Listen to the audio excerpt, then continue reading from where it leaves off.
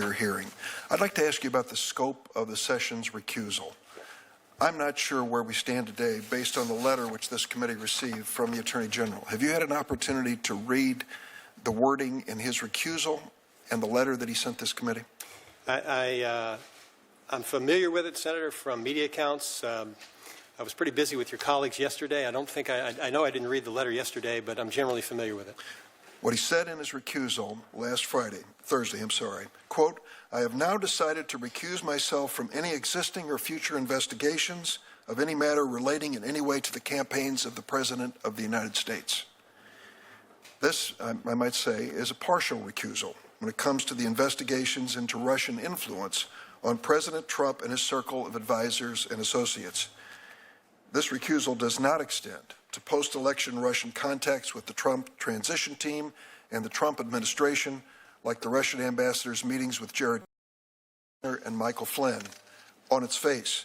But yet the letter which the committee was sent says in its final paragraph, and I read, "The March 3rd, 2017 letter, which many of us sent to Attorney General Sessions, also asked why I had not recused myself from, quote, Russian contacts with the Trump transition team and administration. The Attorney General says, I understand the scope of the recusal as described in the department's press release would include any such matters." So do you believe that this recusal now would affect any Russian contacts with the Trump transition team or administration? Senator, I'm familiar with the department's recusal policies and regulations, and they're actually more complicated than you might think because we're governed by the general government-wide conflict of interest provisions in Title V. We're governed by the Code of Federal Regulations, Title V government-wide. We're also governed by a particular statute in Title 28 and by regulations that apply to the Department of Justice under Title 28 of the Code of Federal Regulations. In addition to that, as lawyers, we're governed by bar rules. So there are a lot of policies that apply, and that's why it's important for us when these issues do arise to consult with career professionals. And I think it's important also, Senator, to understand that what we tell our people is that when you recuse, there's no presumption you've done anything wrong.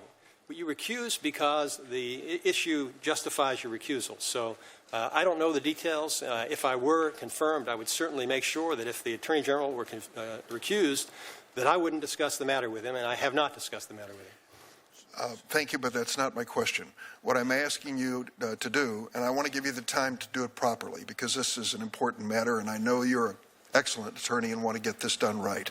I want to give you the official recusal by Attorney General Sessions of last week and his letter which he sent to this committee and ask you for clarity as to the scope of this recusal.